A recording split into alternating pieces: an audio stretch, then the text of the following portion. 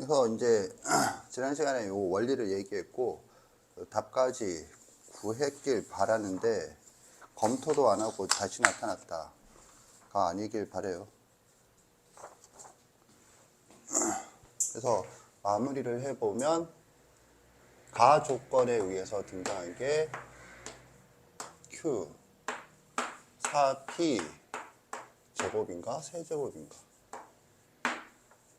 이거였던 것 같은데 맞죠? 그 다음에 나 조건의 결론이 Q가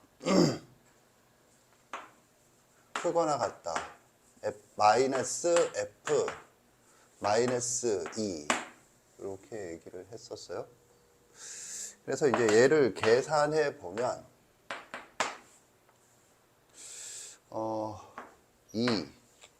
2 플러스 3P가 돼요. 그러니까 얘가 그렇게 되는 게 아니고 이 뭐냐 이게 4였나? 4. 그 다음에 마이너스 Q 이렇게 되어서 넘겨서 양변을 나누면 Q는 크거나 같다 2 플러스 3P다 이렇게 돼요. 여기서 fx는 fx 마이너스 q가 x제곱 x 마이너스 3p 아마 이랬을 거예요. 그래서 거기에다가 마이너스 1을 놓고 난 다음에 마이너스를 곱하면 이렇게 되나? 맞나? 앞에 마이너스가 있으니까 마이너스 곱하면 이렇게 돼서 이렇게 된다. 그래서 요것과 요것을 만족하는 자연수 중에서 1부터 25까지 요거죠? 오케이. 그래서 자연수 조건은 정수 조건이고 정수 조건은 끼워 맞추기이므로 P가 1이라 하자. 그러면 위의 식은 Q가 0보다 크고 그냥 이게 다야. 4보다 작다. P가 1이라 하자. Q는 10보다 크거나 같다. AND 관계이므로 해당 사항이 없다. 순서상. P가 2라 하자.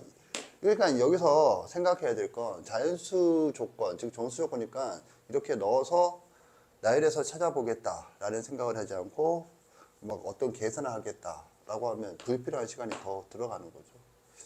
그래서 Q는 0보다 크고 2면 8, 4, 32 보다 작다. Q는 크거나 같다. 2를 넣으면 6, 8, 8이 16 이거 AND 관계다. 이 두 개를 모두 만족해야 되는 AND 관계다. 그래서 따라서 여기서 Q는 16보다 크고 32보다 작은데 문제에서 25 이하라고 했으므로 16, 17, 25까지. 그래서 순서상은 2,16, 2,17 이런 식으로 가서 따라서 Q의 개수와 같죠? 순서상 PQ의 개수는 P가 2일 경우에 그래서 뭐 10개. 만약에 P가 3이면 위에다 3, 졸라 크다. 아무튼 Q가 0보다 크고 4 곱하기 3에 20, 암산할 수 있어. 104. 정도는 할 수 있지 내가. 아닌가? 이 씨발 못하지? 자, 아하. 아이씨. 저 새끼 눈빛을. 나를 저 무슨 눈빛으로 본 거야 방금. 이 슈레 같은 새끼야. 자, 그래서 Q가 크거나 같다. 그죠? 그래서 뭐야 이거는. 3 넣으면 9, 11, 22. 이거는 이제 널널한 거고. 따라서 여기서 Q가 22, 23, 24, 25까지. 문제에서 25 이하의 자연수가 있다. 따라서 4개. 만약에 P가 4이면 Q는 0보다 크고 작다. 4, 얘 4승은 졸라 크다. Q는 크거나 같다. 4 넣으면 12, 14, 28인가? 28보다 크거나 같다. 물론 여기서는 이제 졸라 많지만 없죠. 그래서 그리고 이제 이게 보면 이렇게 나열할 때는 뭘 생각하는 거야? 규칙성을 생각하는 거고, 보면 규칙성이 뭐야? 졸라 커진다. 뭐 그거죠. 졸라 커진다. 사실 이제 그 P에 대한 등차 수열의 일반항으로 볼 수 있고, 공차가 6이죠. 그래서 하고 6, 그 다음에 22, 그 다음에 28 이렇게 계속 커질 수밖에 없거든. 그럼 25보다 크니까 따라서 뭐 이후에는 더 없다. P가 5보다 크거나 같은 경우에도 마찬가지로 없다. 그렇죠? 따라서 답은 10 더하기 4, 14개다. 이렇게 하는 거지. 이거는 그냥 지난 시간에 했던 부분을 집에서 해왔나 뭐 그거 보면서 마무리를 해줘야 될 상황이어서 마무리를 한 거고, 이 단순한 것도 못해서 못 풀 수도 있지. 이제 여기서 이제 이거 생각할 거는 자연수야. 정수 조건. 그래서 정수 조건은 끼워 맞추기. 끼워 맞추기인데 여기서는 그냥 대입을 하는 거죠. 그래서 일일이 대입해서 한다.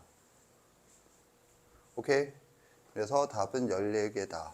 이렇게 해서 최대최소에 관련된, 이건 예시 문항이지만 수능 문제를 살펴보고 마무리하겠다. 이거죠. 그럼 이제 우리가 할 일은 이거야. 동그라미 1번이었고, 큰 3번이 그래프의 활용, 그 중에서 동그라미 1번이 최대최소, 동그라미 2번. 동그라미 2번은 두 개로 나누겠어요. 방정식과 부등식. 방정식, 그 2-2번은 부등식. 그러니까 방정식의 활용이다.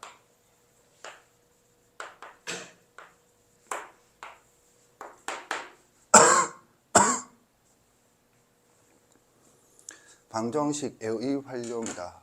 방정식의 활용에는 두 종류예요. 뭐죠? 실근의 개수와 실근의 위치. 그래서 첫 번째, 실근의 개수에 대해서 생각을 해보자. 그러면 실근의 개수 하면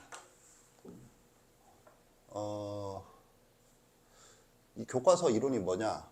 미적분에 처음 나오는 게 아니고 어디에 나와? 이 처음 교육과정 어디서 나오죠? 안다 손 들어봐. 실근의 개수에 관련해서 판별식 말고 일반적인 방법으로서 실근의 개수에 관련된 진술이 언제 처음 나오죠? 고등학교 교육과정에. 경준이 관심이 아니다. 이게 언제냐면 2차 방정식에서 실근의 개수를 그 두 개로 설명하는데, 하나는 대수적 방법으로 판별식. 판별식은 뭐에 근거를 두고 있죠? 근의 공식. 그래서 그거고, 또 하나는 2차 방정식과 2차 함수 단원에서 이 얘기를 처음 시작하거든. 그리고 이 다항함수의 미분법 수투 교과서에서는 거기 있는 것과 똑같은 말을 적어놨어요. 본문에. 그럼 그 이론의 시작은 뭐냐? 그죠? 실근이 뭐야? 실근이 뭐야?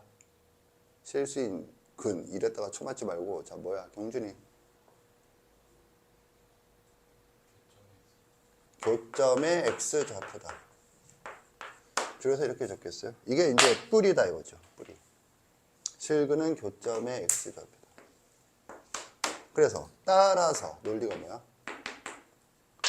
실근의 개수는 교점의 개수이고, 교점의 x좌표의 개수고, 그거는 결국 교점의 개수가 된다.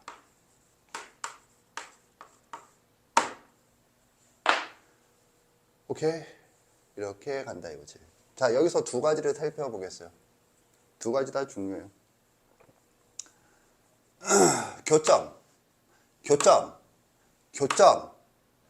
교점 하면 뭐가 떠오르죠? 뭐가 떠올라? 태훈이 안 떠오른다. 너. 왜 나는 너인가요? 너. 교점.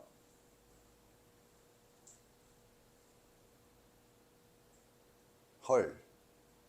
다은이. 교점. 서준이. 교점하면 떠올려야 될 개념이 위치관계죠.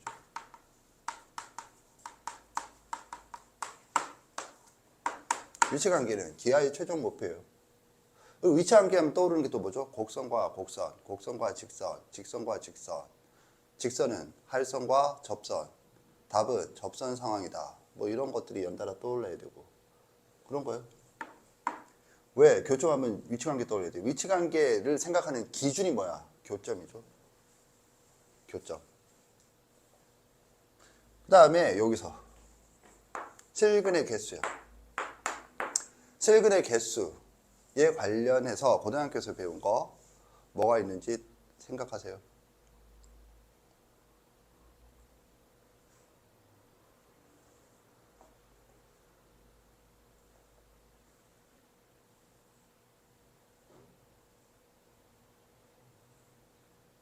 자, 서준이.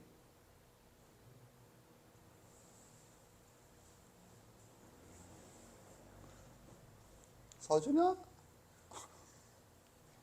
개새끼야? 뭐 선생님 말이 많이 같지 않아? 표정 하나 안 보라고 가만히 있어, 이씨발. 족같은 새끼. 옆에.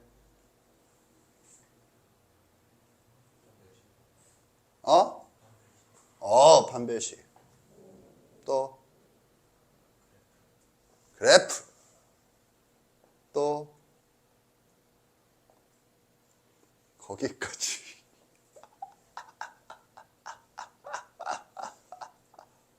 왜 저래? 거기까지.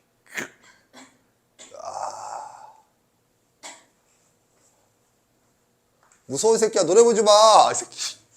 저 새끼, 소준이 저 새끼를 나한테 그런 질문을 하다니, 이런 표정으로 나는 노래 보고 있어. 잠깐만, 힐끔. 이렇게 보고 있어. 무서운 새끼야! 네 눈빛 누가 무섭다고 얘기해 준 적 없니? 있어? 없지?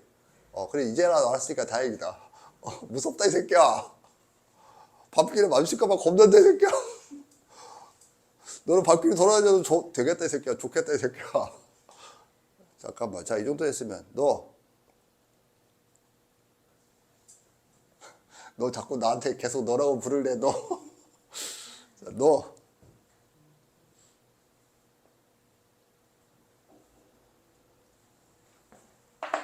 우리가 이제 이걸 좀 생각해 볼 필요가 있거든. 별거 없어요. 그런데 크게 두 가지거든. 크게 두 가지. 크게 두 가지인데 하나는 판별식이죠. 이거는 이제 뭐 2차 함수에 국한된 거죠. 2차 함수. 2차 방정식이지. 2차 방정식. 나 그런데 나 요번에 중학교 그거 집필하면서 처음 알았다. 보니까는 1차 방정식의 그래프? 이런 용어가 있더라. 그 교과서에도 있는 용어가? 그래프가 방정식에도 그래프가 있나? 직선의 방정식은 있는데 1차 방정식의 그래프? 신기했어. 어쩌라고 해? 막 이런 눈빛으로 방정식의 그래프 하니까 좀 신기하잖아. 아니냐? 자, 그 다음에 두 개. 그래서 뭐? 그래프. 그래프에서 뭐? 실근의 개수는 지금 이거지. 교점의 개수.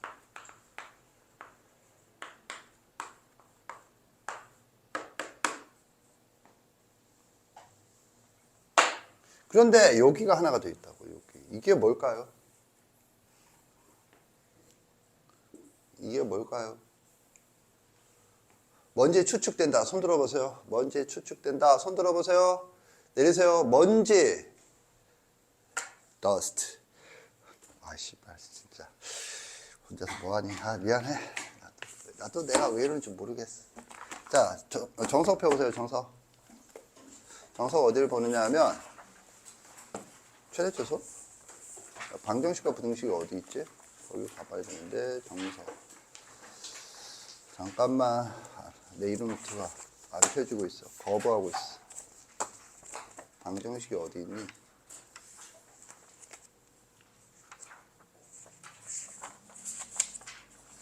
진짜 거부하네.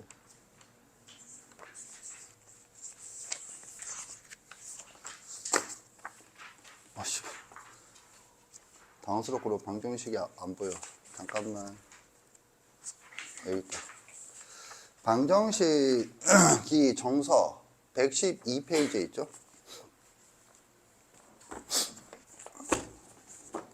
정서 112페이지에 있다. 그런데 지금 내가 여기 얘기하는 요 부분은 거기에는 어디에 연관되느냐 하면 113페이지 3차 함수의 그래프의 방정식. 용어가 졸라 이상해. 3차 함수의 그래프와 방정식이지. 그건 안 이상하지. 이렇게 나와 있거든. 그런데 요게 이거랑은 좀 다르게, 그러니까 이거랑은 좀 다르게, 이거랑은 완전히 다르게 설명하고 있거든. 여기에 관련된 거거든. 이게 뭔 말인지 정석 113페이지 전체를 쭉 읽고 이것과 관련한 이론이 뭔지 생각해 보세요. 시작.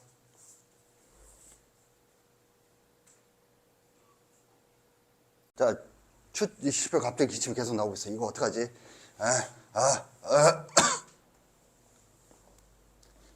관련된 개념이 갑자기 진짜 그래.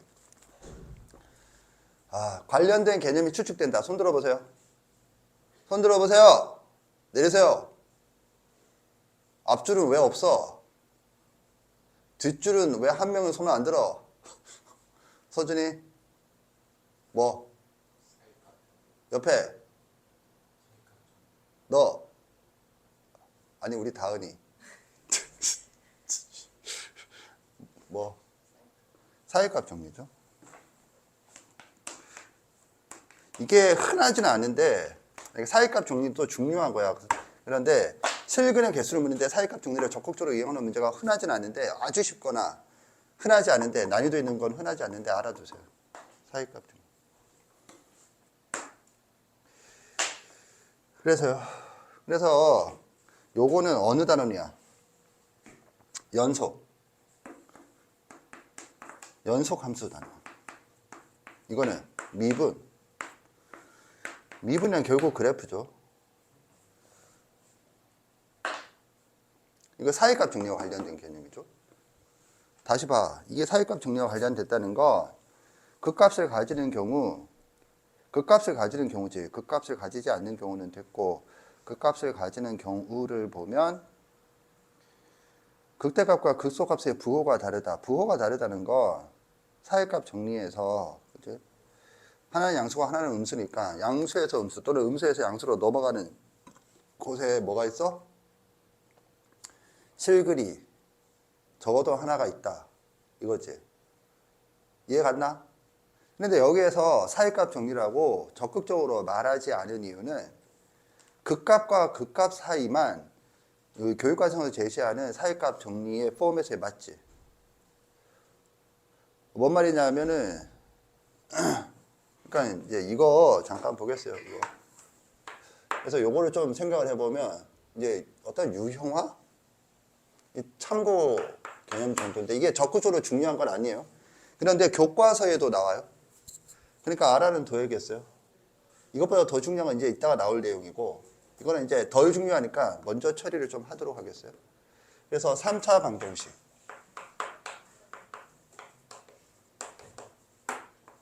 실근의 개수에 관련된 얘기인데 이게 이제 뭐가 되느냐면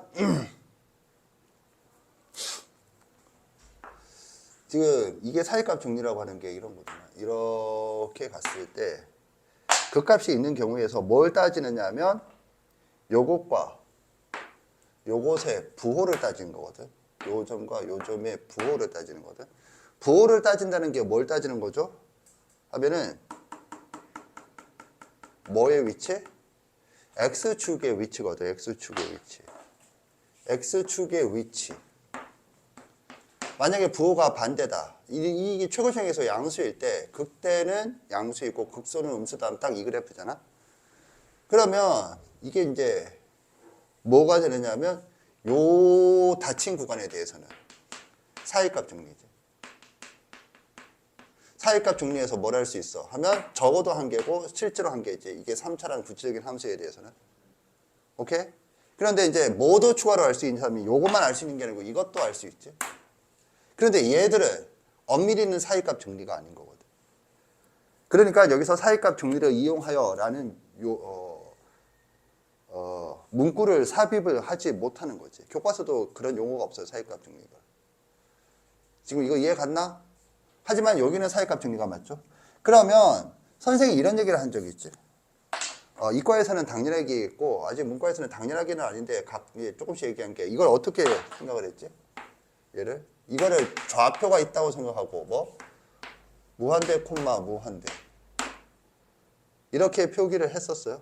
이걸 이제 이과 수업에서는 매듭점 교과서에는 안 나와요. 이거 왜? 이건 수가 아니니까 이렇게 좌표로 사용하면 안 돼. 근데 직관적으로는 무슨 말인지 알겠지? 그러면 이거를 하나의 수로 보자. 하나의 수로 보자라면 이렇게 생각할 수 있는 거지. 뭐 이거 쓰고 지우겠어요? 닫힌 구간 뭐 여기가 알파 베타에서 베타라고 해.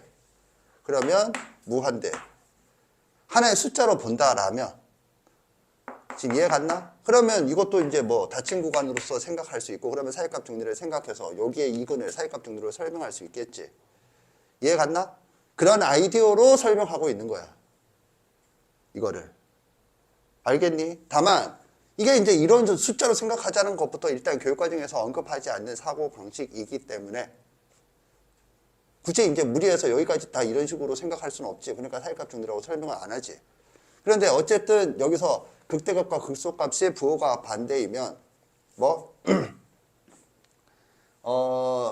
근이 세 개라는 건 이 그래프의 개형을 지금 우리가 뭐 하고 있니? 그래프 끝나고 그래프의 활용이잖아. 그래프의 마지막 부분이 3차 함수. 그치? 3차 함수와 4차 함수의 개형이잖아. 그러니까 이건 이미 알고 있는 상황이거든. 그래서 극대값과 극소값의 부호가 다르다면 x축의 위치가 얘의 위치가 여기다. 자, 또 얘기하면 방정식의 활용에는 위치관계가 기본적으로 들어가 있어요. 위치관계 개념이. 오케이? 위치관계 하면 곡선과 곡선은 곡선과 직선, 뭐 직선과 직선인데 이때 직선은 뭐라고? 할선과 접선. 그런데 접선은 또 독립된 단원이 있죠. 그래서 문제를 낼 때 방정식의 활용, 그 다음에 접선의 방정식, 그 다음에 3, 4차 함수의 개형 이런 것들은 그냥 마치 한 몸인 것처럼 묶여서 자주 나와요. 그러니까 잘 연결시켜서 생각할 수 있어야겠어요. 지금 이거 이해 갔나? 아무튼 그래서 이제 위치가 여기다 라는 걸 알 수 있고 그래서 교점에 이제 이런 사이값 정리라는 거 굳이 생각하지 않더라도 교점의 개수가 실근의 개수와 같다라면 실근이 3개다라는 걸 생각할 수 있으니까 사이값 정리를 굳이 언급하지 않고 가지만 엄밀히 표현하면 이게 사이값 정리를 사용한 셈이거든. 그리고 여기도 그 응용으로서 생각을 할 수 있다 이거지. 이해 갔죠? 그래서 내가 이 얘기를 하는 거는 고등학교 교육과정에서 이건 특별한 2차 방정식의 하나는 대수적 방법이고 대수적 방법을 벗어나면 그래프거든. 핵심이 그래프거든. 그런데 그래프를 온전히 그리는 건 미분이고 얘는 온전히 그리지 못한 상태에서 하는 거거든. 사이값 정리는. 오케이? 그래서 나중에는 어떤 문제를 풀 때 그냥 문제가 이렇게 나올 수 있어. 3차 함수가 아니고 다항 함수. 이러면 몇 차 함수인지도 주어지지 않았지. 그런 상태에서 실근의 개수를 구하는데 교묘하게 사이값 정리를 이용해서 하게 출제할 수도 있는데 문제는 뭐냐 하면 네가 이거를 머릿속에 고려하지 않는다면 당연히 이건 아니니까 그 그래프를 구체적으로 뭔가를 해보려고 하다가 나가리가 되는 경우가 발생을 하거든. 그러니까 얘는 후보로 항상 두자라는 입장에서 얘기한 거고 이제 좀 이걸 조금 깐깐하게 적용시킨다면 지금 이 정석 113페이지 에 있는 내용은 이것과 연관해서 정리해 둘 수 있다 이거지. 그러면 이 113페이지의 내용이 의미하는 바는 뭐냐면 3차 함수 그래프의 개형을 그리지 말자는 게 목적인 거야. 아니 그려서 지금 하고 있는데 그러니까 이거 봐. 여기를 보면 이 그래프가 있잖아. 그래프. 그래프가 있고 밑에는 그래프가 이제 그걸 이용해서 어떤 결론을 내리고 있지. 그래서 이제 앞으로 요 3차 방정식에 대해서 이와 관련된 포맷의 문제에서는 얘는 그래프는 생각하지 말고 이 방법으로만. 그럼 이 방법이 뭔데? 하면 거기 있는 것들이 뭐야? 극값을 가지는 경우 어쩌고 저쩌고 하죠. 그거를 이런 식으로 사용하자 이거야. 이런 식으로 사용하자. 2차 방정식의 판별식처럼. 이게 무슨 말인지 보겠어요? 그러니까 3차 방정식의 판별식이야. 이 3차 방정식, 이 방정식을 fx 이퀄 0이라고 합시다. 오케이? 그래서 그러면 얘를 미분쳐 f 프라임 x 미분쳐서 미분치는 건 얘 그래프를 그리기 위함이잖아. 근데 이퀄 0을 했겠지 그러면 극점을 구하는 게 아니고 극점을 구하지 마. 극점 이거 근을 구해야지. 얘 봐봐. 얘를 근을 구하거나 근의 이론이지. 방정식은 조금 전 1학년 수업에서 했는데 어떤 방정식에 대해서 배우는 건 저번에도 한번 했었죠. 여기서 뭐 박해점 설명할 때, 박해점 접선 설명할 때 어떤 방정식은 배우는 게 근의 이론 그리고 원래는 뭐 풀이 이거잖아. 그러면 풀이를 이 도함수 이퀄 0을 풀이를 한다. 즉 근을 구한다는 거 뭘 하자는 거야? 그래프로 가자는 거지. 그런데 지금 이 정석 페이지에 실려 있는 내용을 보면 극점을 구하는 내용은 없어. 극점을 구하는 내용이 없다고. 부호를 따지지. 극값의 부호를 따지지. 극값이 마이너스 1이냐 1이냐가 중요하지. 마이너스 1이냐 마이너스 2냐 마이너스 3이냐가 중요한 게 아니라. 지금 뭔 말인지 알겠나? 그래서요. 그러니까 그래프를 그리는 게 아니고 풀인 게 아니고 뭐 근의 이론으로 가자. 그럼 근의 이론으로 가면 뭔데요? 하면은 판별식이거든. 판별식. 판별식이 이거 했었잖아. 얘 3차 함수의 개형은 이것의 실근의 개수에 따라 그 개형이 달라진다. 했었죠. 그래서 이 실근의 개수는 이게 2차 방정식이니까 판별식을 하는 거지. 그러면 내가 했잖아. 뭐 세 종류인데 세 종류에서 두 개는 항상 거의 항상은 아니지만 거의 묶어서 생각하죠. 뭐 1대1 대응이다. 그러면 극점이 있는 경우는 1대1 대응이 아닌 거거든. 그러니까 이거 뭐야? 크다와 작거나 같다로 나눈다고. 특히 이게 중요한 거지. 크다 그러면 뭐야? 얘가 이제 이런 꼬락선이다 라는 거거든. 그러니까 지금 뭐 안 하고 있냐면 그건 안 하고 있다고.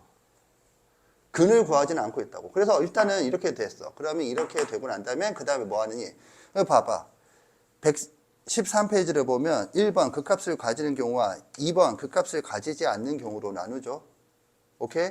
그리고 난 다음에 그래서 일단 이걸 했어. 이 극값을 가지는 경우와 극값을 가지지 않는 경우. 그래서 아직 근을 안 구했는데 이제 이 다음 단계를 하기 위해서 이제 근을 어쩔 수 없이 구하긴 하거든. 구하긴 하는데 근 구해서 뭘 안 하느냐면 그래프를 완벽하게 그리는 건 아니다라는 건데. 자, 보세요, 일단. 그래서 이제 이 경우는 이제 어떻게 가느냐, 그 다음 단계로. 요곳에 극값, 극대와 극소. 요거는 요로 가는 거고.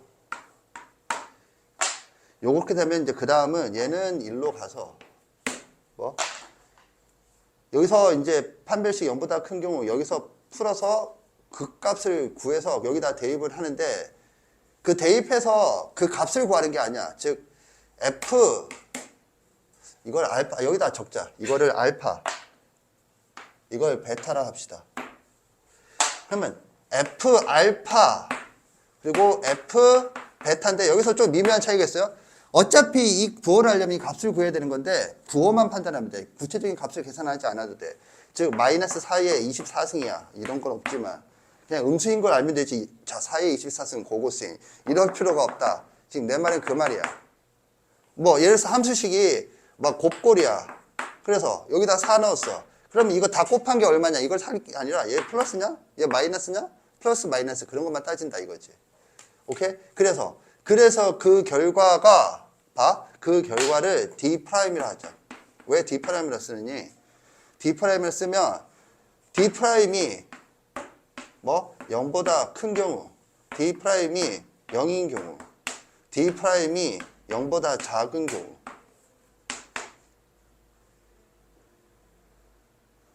내가 일부러 D 프라임 썼어요. 왜 D 프라임 썼지? 저기 2차 방정식의 판별식과 같은 역할을 하는 거야. 이 개념이. 그래서 얘는 뭐야? 서로 다른 세 실근.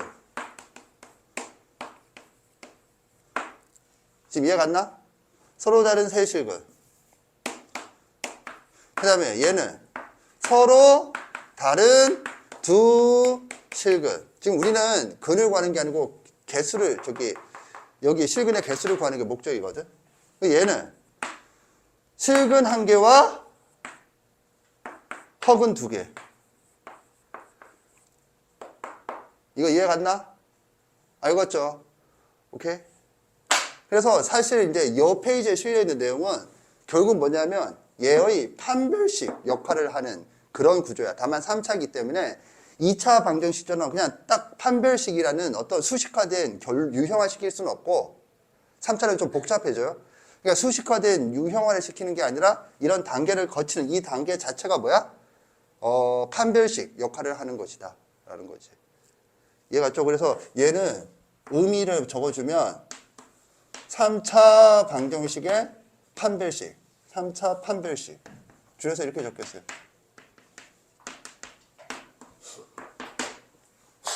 이게 3차 방식 직접 구해서 그래프를 해갖고 x축과의 위치 관계를 정확하게 파악하는 거랑 뭐가 다르냐? 별로 다를 건 없어. 그런데 별로 다를 건 없는데 그렇게 본다라면 판별식이 근해 공식과 뭐가 달라 이거지. 자, 봐봐. 판별식 맨날 네가 쓰는데 아무 생각 없이 쓰는 판별식을 봐. 2a분의 마이너스 b 플러스 마이너스 루트 dr. 그러면 이게 판별식이에요. 굳이 이것만 쓰는 거, 요거 좀 더 추가하는 게 존나 복잡한가? 이거지. 선생님 뭘 말하는지 알겠나? 서로 다른 실근을 하는데 이거 다 하면은 요거 덧셈 한 번 더 하고 나눗셈 한 번 더 하면 개수가 아니고 그냥 근을 구할 수 있는데 그거 하기 싫어서 요거 하고 있는 거거든. 지금 이해 갔나? 그렇게 본다라면 이걸 이제 정확하게 그래프를 3차 방정식 함수의 그래프를 정확하게 그려서 눈깔로 하나하나 세는 거 하지 않고 굳이 이렇게 정형화시켜서 하는 게 뭐 큰 차이가 없을 것 같은데 이해가는데 그렇다면 여기서도 큰 차이가 없는 거야. 다만 이제 이렇게 결과론적으로 놓고 보면 큰 차이가 없어 보이는데 계산 과정에서 이거 알아는 게 크게 차이가 나기 시작하거든. 왜냐하면 이것만 하고 많은 게 아니고 자, 2 곱하기 3이 얼마나 단순해. 그런데 뭐 356 곱하기 2 곱하기 3 하면은 조금 이제 문제가 달라지기 시작하는 거지. 그 일부로서 있는 게. 지금 선생님 하는 말 좀 뉘앙스를 이해 가겠나? 이건 지금 선생님이 일부러 이렇게 자, 이렇게 생각하는 방법에서 선생님이 제시하는 게 아니고 선생님이 이렇게 설명하는 이유는 교과서에도 나오는 내용이기 때문이야. 네 교과서에도 있어. 네 교과서에도. 정석에만 있는 게 아니고. 그런데 이거는 이제 뒤에서 내가 이제 여기에 대해서 본격적으로 설명할 내용과는 약간 다르거든. 그 약간 다른 게 이런 의미. 사회값 정리에 기반한 사고 방식이다 라는 거죠. 이해 갔니? 알겠죠? 일단 여기까지 정리하세요. 시작. 그래서 지금 이거 아까 잘못 적었죠. 그래서 부호가 다른 경우, 부호가 같은 경우. 부호가 다른 경우가 이 경우인 거지. 그래서 서로 다른 세 실근이다. 자, 아까 설명 안 한 부분은 또 뭐가 있느냐 하면 이 경우는 어떻게 되죠? 이 경우를 보면 정석 페이지를 보면 두 경우로 다시 나눠줬어요. 여기 봐. 이거인 경우면 이거라는 거지. 이거인 거랑 이거인 거랑. 그죠? 그래서 여기에서 이거인 경우와 이거인 경우로 나누는 거지. 그래서 이 경우는 의미가 같고 이 경우는 의미가 다르다 이거죠. 어떻게 의미가 달라? 얘들은 실근이 하나이고 허근이 두 개인데 얘는 허근이 없다를 거기서 그렇게 적어 놓은 거거든. 지금 이거 이해 갔죠? 그런데 우리의 목표는 근의 이론은 여기서 내가 얘기했잖아. 어디 갔어? 방정식 단원 구조 어디 가서 여기 있지. 근의 이론은 허근의 개수는 관심 없어요. 실근의 개수거든. 이해 갔나? 실근의 개수야. 그래서 실근의 개수이므로 이것들의 같은 점은 뭐야? 서로 다른 실근은 한 개이다. 그래서 교과서는 이 경우와 이 동그라미 경우와 별표 경우를 구분하지 않아요. 그냥 다 한 개다 하고 설명해요. 알겠죠? 그래서 얘는 그냥 한계다. 이거 여기가 중요한 건 아니지. 여기가 중요한 거다. 그럼 이건 허그는 왜 얘기했나요? 하면은 경우가 달리 넘어갔을 때 여기에서 실근이 하나라는 게 좀 추상적일 수 있어서 지금 얘기한 것 뿐이고, 그리고 또 생각을 해보면 얘랑 요 경우랑은 또 같은 경우죠. 실근이 한 개인 경우라면 여기에서는 이 경우, 여기에서는 다, 그거 아닌 요것들은 실근이 이렇게 달라진다. 사실 이런 인식을 바탕으로 수능에서 3차 함수를 출제하기도 하거든. 자, 아무튼 이렇다. 그러면 이제 이런 말이 뭔 말인지는 알겠는데 이게 뭔 차이를 가져오느냐? 뭔 차이야? 이렇게 접근하는 경우랑 이렇게 접근하는 경우랑 뭔 차이냐를 한번 보기를 해보겠어요. 여기 관련된 게 센 105페이지예요. 센 105페이지. 유형 3번이 되겠어요. 센 105페이지 유형 3번의 대표 문제를 풀어보세요.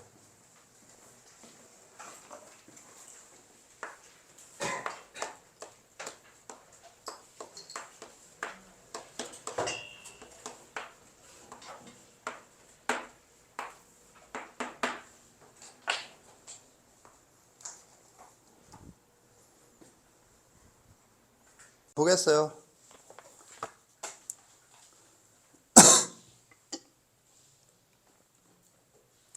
사실 선생은 이 문제를 풀 때 방금 말한 이런 판별식, 3차 방정식, 우리 수업에서는 3차 방정식의 판별식이라고 하겠어요. 그 근거는 사이값 정리인 거고, 다 교과서에는 따로 없고 그 그래프를 그려서 뭐 이럴 때 경우 나누기를 통해서 이럴 때는 이렇게 이거다, 이럴 때는 이거다 하면서 이렇게 얘기는 하는데, 선생은 3차 방정식의 판별식이라고 이름을 붙이겠어요.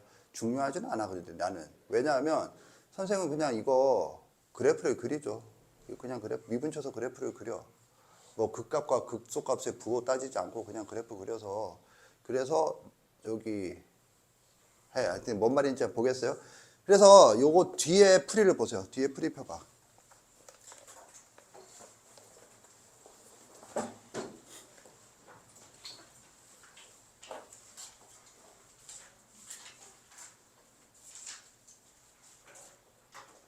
뒤에 풀이를 보면 659번인데 풀이가 두 종류가 있어요.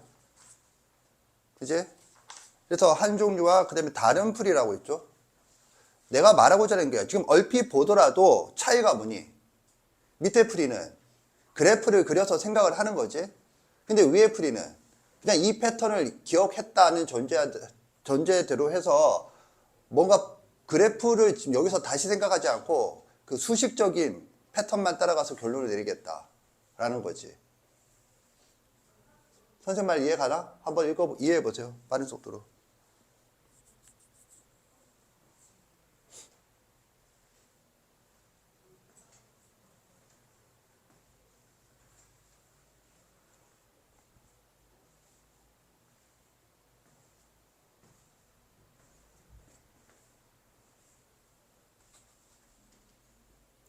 그래서 보면 그냥 풀이에서 밑에 풀이는 나중에 보시되 뭐 딱 보니까 증간표 나오고 그래프 그려서 지금 뭐냐면 플러스 n을 넘겨서 마이너스 n에서 고정되어 있는 3차 함수와 상수 함수 위치관계를 따지는 거죠.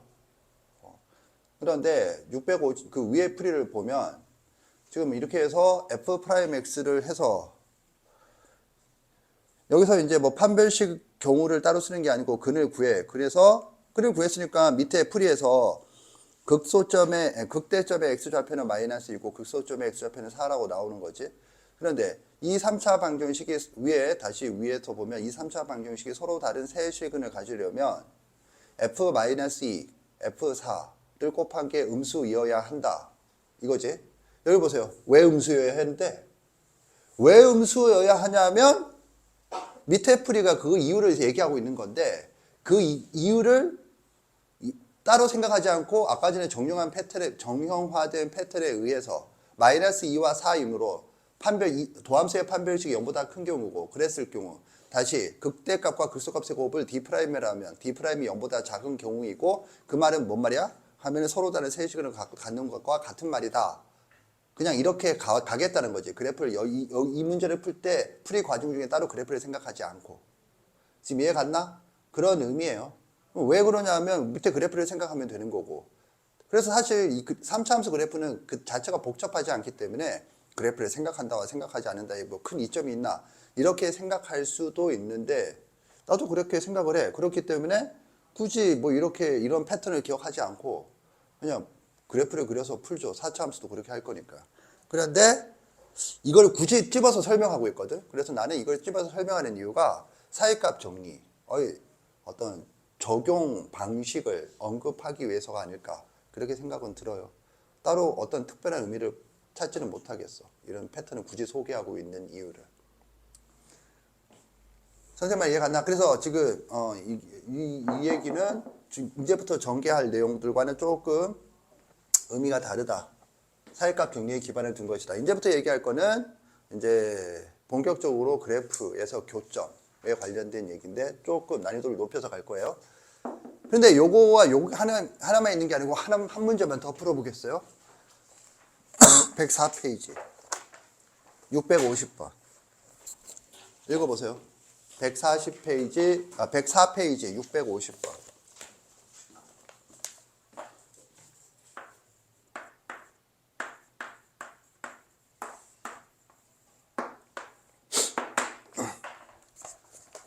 그만 보겠어요. 그냥 똑같은 말이죠. 그렇지 않냐? 그냥 똑같은 거지. 4차 함수, 여기 도함수의 그래프가 이와 같아. 근데 4차 방정식이 서로 다른 내실근을 가져야 돼. 그죠? 그러려면 극값의 곱이 뭐가 되겠니? 그치? 극값의 곱이 뭐가 되겠니? 하면 음수가 돼야 되는 거지. 양수가 돼야 되는 거지, 양수. 최고차의 계수가 지금 양수잖아? 양수 아닌가? 양수, 음수. 맞지? 양수가 돼야 되는 거죠. 그런데 그거 이제 여기서는 구체적으로 제시를 했잖아. 그래서 극값이 x좌표가 알파, 베타, 감마다. 그러니까 하나는 음수고 하나는 양수고 하나는 음수다. 이거지. 그럼 내가 하고 싶은 얘기는 이 이름은 이것처럼 완전히 패턴화된 건 아니지만 매우 연관성이 깊은 거지. 얘가 그런 패턴이 왜 성립하는지를 4차 함수에 적용시켜서 문제를 지금 물은 거죠. 이해 갔나? 오케이? 그러니까 뭔 말이냐면 자 봐봐. 요 부분만 좀 볼게. 답이 뭐야 그러니까 F 알파는 0보다 작다지. 그다음에 F 베타는 0보다 크다야. 그럼 3, 4. 그다음에 0보다 작다니까 답이 4번인가? 답이 4번인데 봐. F 알파는 0보다 크다. F 베타는 0보다 F 알파는 병신아. 이거 F 알파는 0보다 작다. F 베타는 0보다 크다지. 근데 fx는 4차 함수니까 연속 함수지. 연속 함수이니까 사이값 정리에 의해서 알파와 베타 사이에 뭐 적어도 한 개의 실근을 갖는다. 결론을 내리는 거지. 그런데 여기서는 미분까지 들어간 거지. 그래서 지금 알파와 베타 사이에 보면 도함수의 부호가 뭐야? 양수지. 따라서 거기서는 이 범위에서는 무조건 증가하죠. 증가함으로 한 개, 적어도 한 개인데 한 개, 두 개 이상은 될 수 없다지. 증가하다 감소가 안 되니까. 그럼 두 개 이상은 될 수 없다. 즉 적어도 한 개 이상인데 그 중에서도 한 개만 된다. 라고 알 수 있는 건 이제 뭐야? 미분까지 내용이 들어갔을 때 알 수 있는 거지. 지금 이해 갔나? 그래서 이것도 이제 사이값 정리의 내용을 적용시켜서 풀어봐. 뭐 그런 얘기가 되겠어요. 그렇게 보면 4번을 보면 왜 사이값 정리 문제에서도 이런 게 있지 않니? 뭐가 이렇게 되면 총 몇 개의 실근을 갖냐면 총 몇 개가 아니고 적어도 몇 개의 실근을 갖냐면 여기서는 이게 3개다, 2개다만 답할 수 있겠지.